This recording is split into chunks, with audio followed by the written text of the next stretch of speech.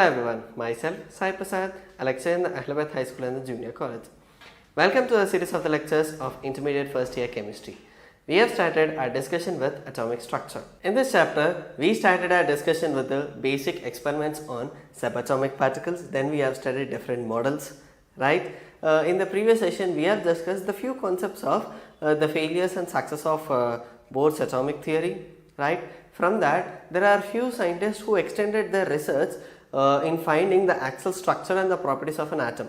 Among them, we have studied the basic theories such as de Broglie wave theory, right, which is the basic theory which includes the concept that whatever the matter, whatever the particle it is there, it always has two behaviors, that is a particle like structure and a wave like structure.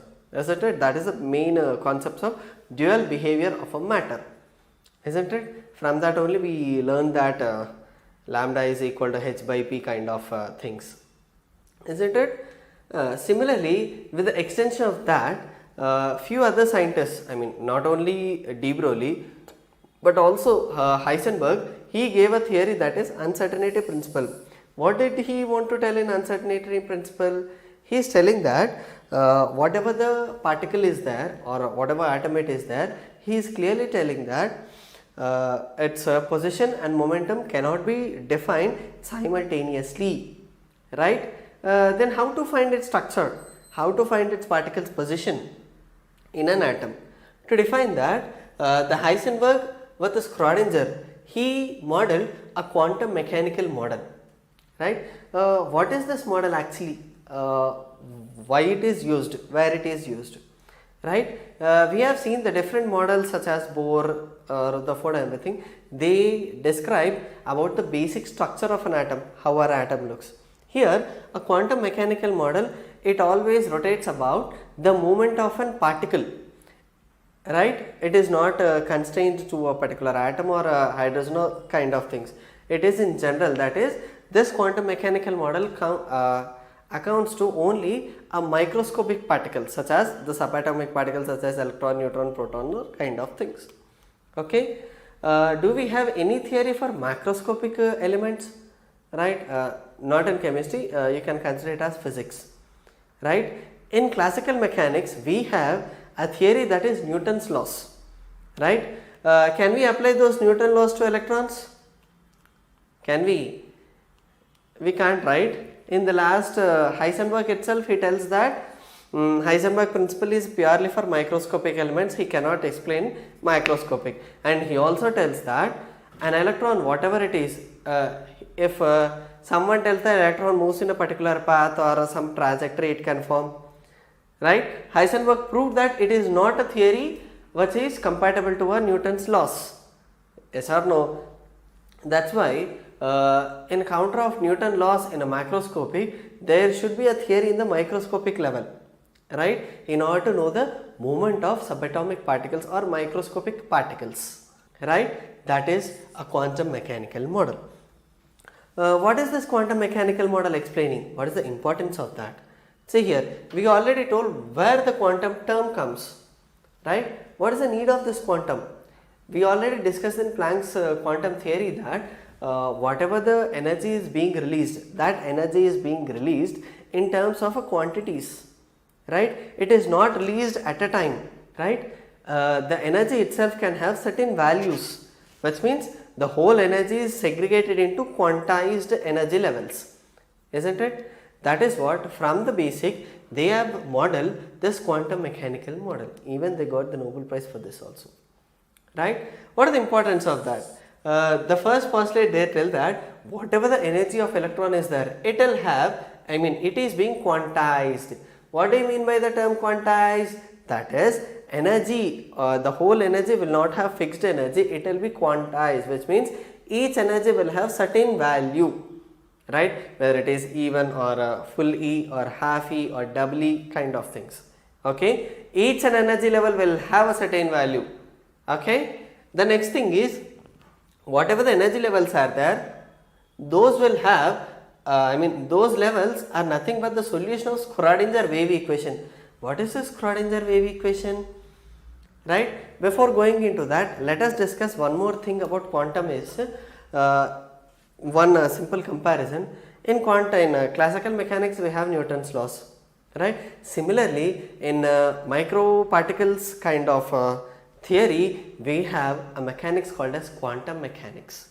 A quantum mechanics is nothing but a theory kind of a subject which describes about the movement and the energy levels of a particular atom, I mean electron in a atom. Okay, is it clear? The whole quantum mechanics is mostly based on this standard equation, that is Schrodinger wave equation. The solutions of this, right? The solutions of this particular wave equation is nothing but the energy levels of an electron, right?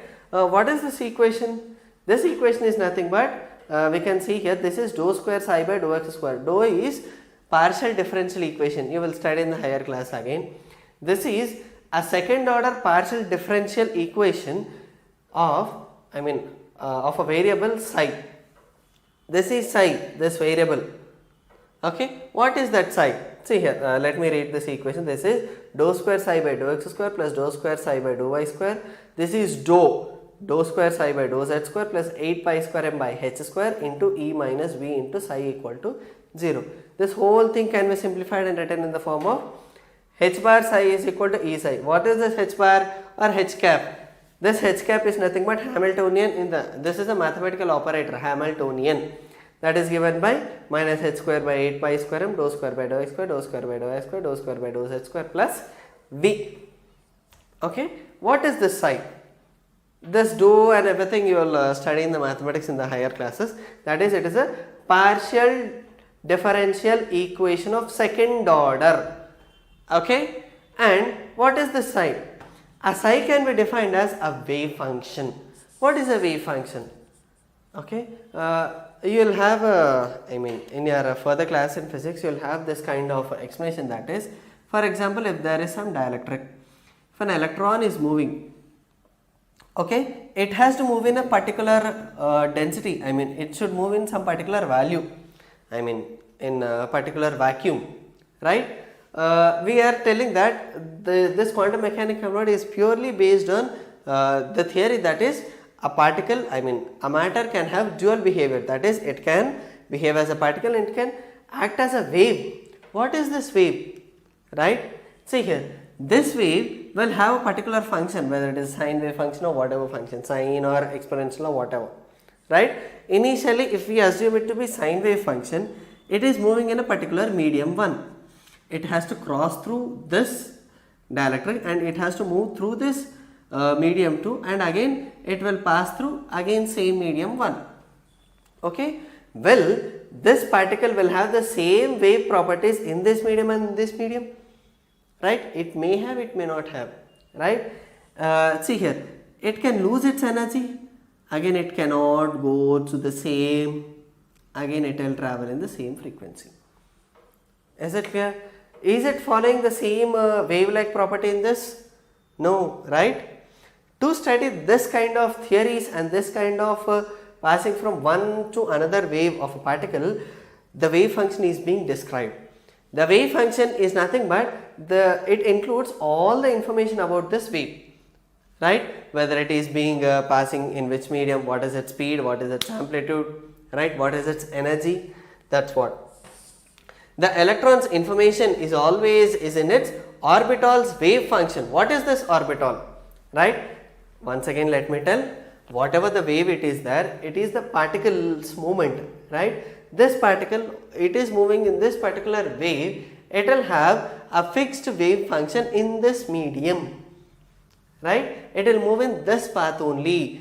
If it moves from this path to this path, this medium to this medium, in the second medium, it is moving with a very less velocity, right? Yes or no? Which means it is going straightly irrespective of the other thing. Is it clear? This kind of examples can be solved by using only a wave functions, that is Schrodinger's wave equation. Okay? A psi is a wave function which gives the whole information about a electron's movement. Okay? And it also gives information about the probability of finding an electron. For example, if this is an atom, I already told, Bohr explains that the electron is revolving in a particular orbit, right? Where does orbit lie? Is it clear? In order to find that orbit, for example, if this is my nucleus and this is my first orbit, okay, whatever the space between them, the electron can have any space in the between this nucleus and this orbit.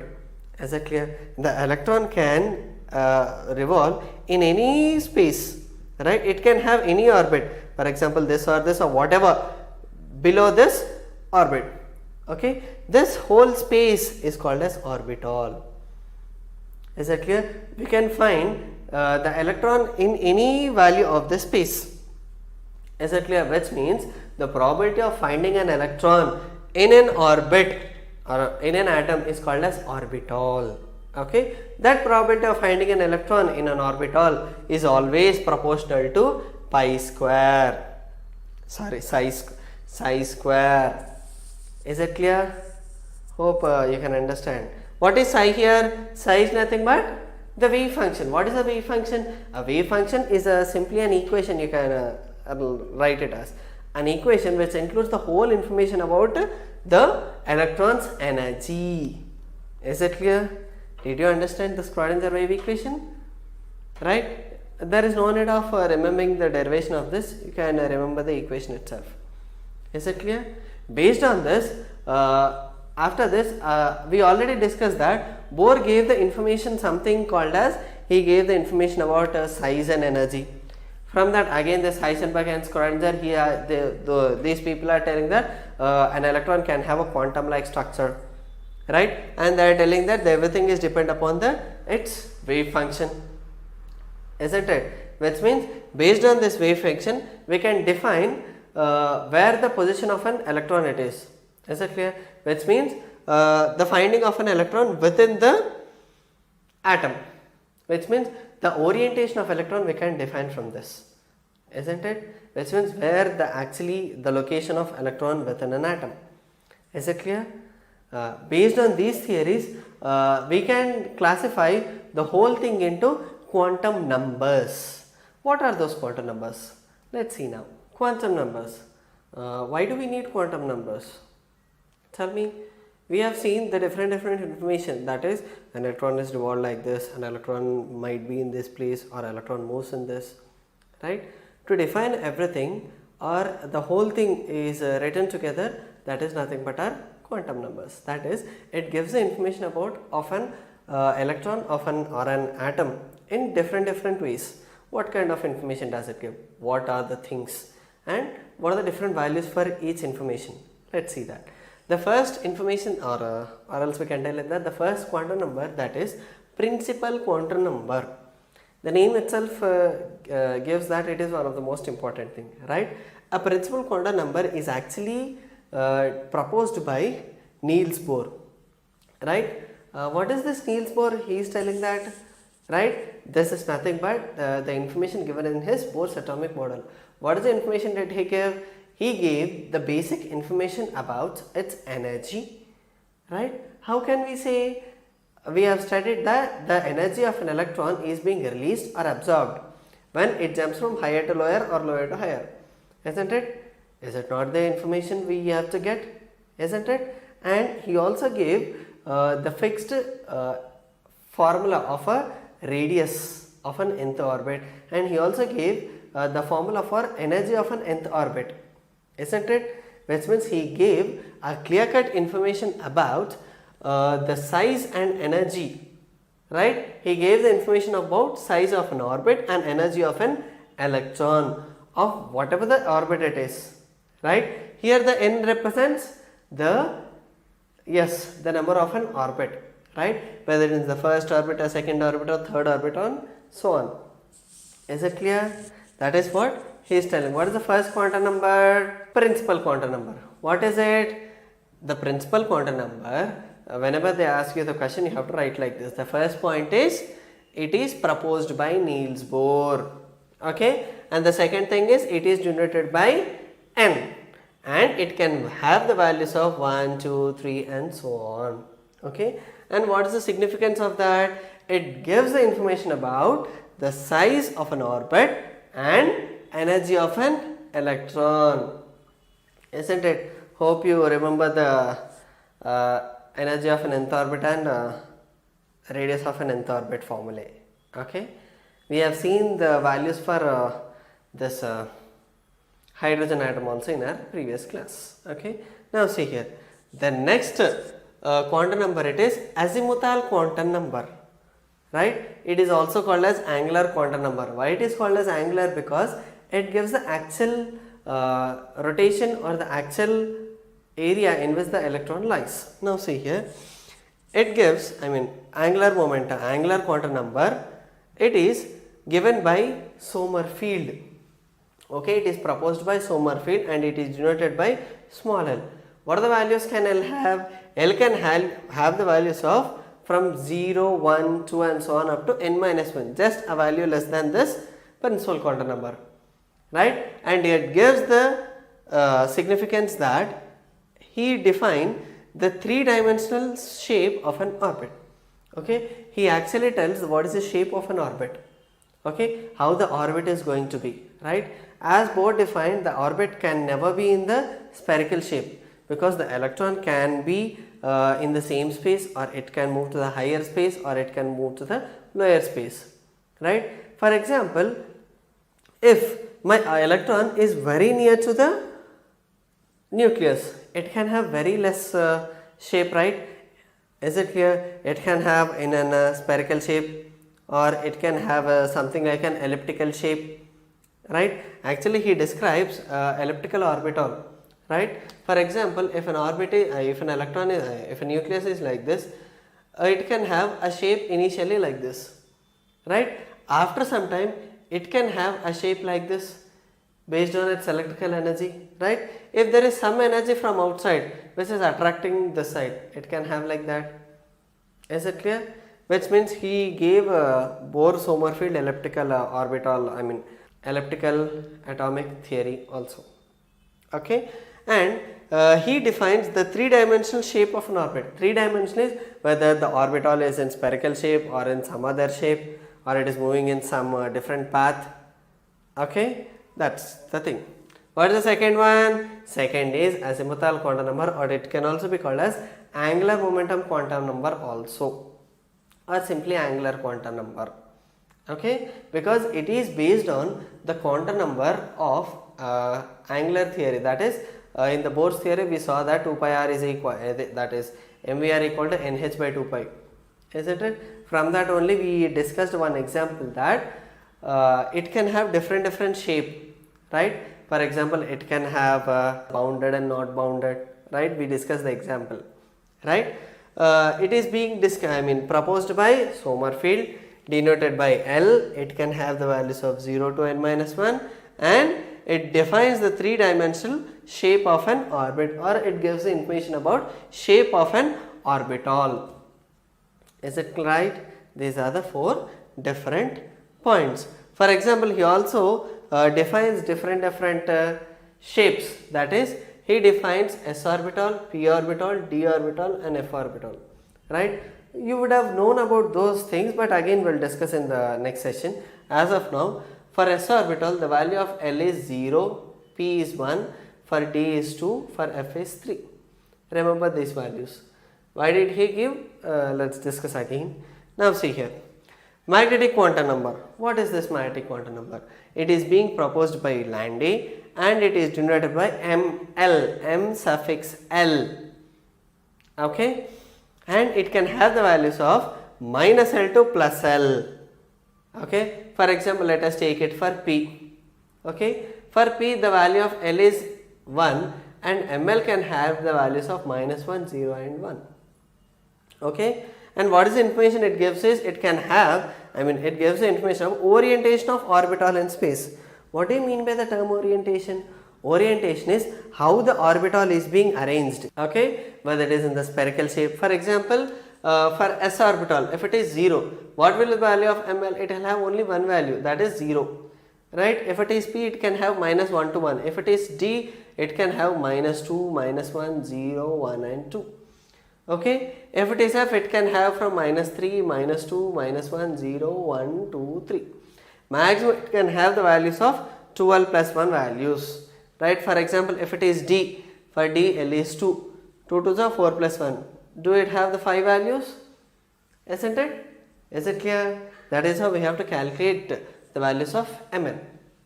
Okay. This gives the information about orientation of an electron in an orbital. Okay. How the orbital is being placed, or how is the shape of an orbital. Okay. Again we will discuss that. Don't forget, we will discuss the shape of orbitals again.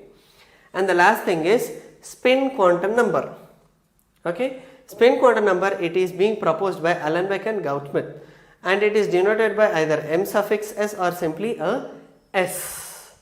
And what are the values it can have? It can have either plus half or minus half.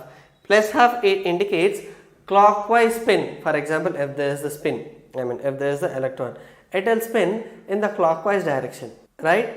Or else it can spin in the anti-clockwise direction. That is, it will have the values of minus half. Is it clear? Whatever the orbital, a single orbital, remember this thing, a single orbital will always contains two different electrons. Part is one electron having the positive spin and one more electron having the negative spin. Is it clear? Which means each and every atom can have the spin either plus half or minus half.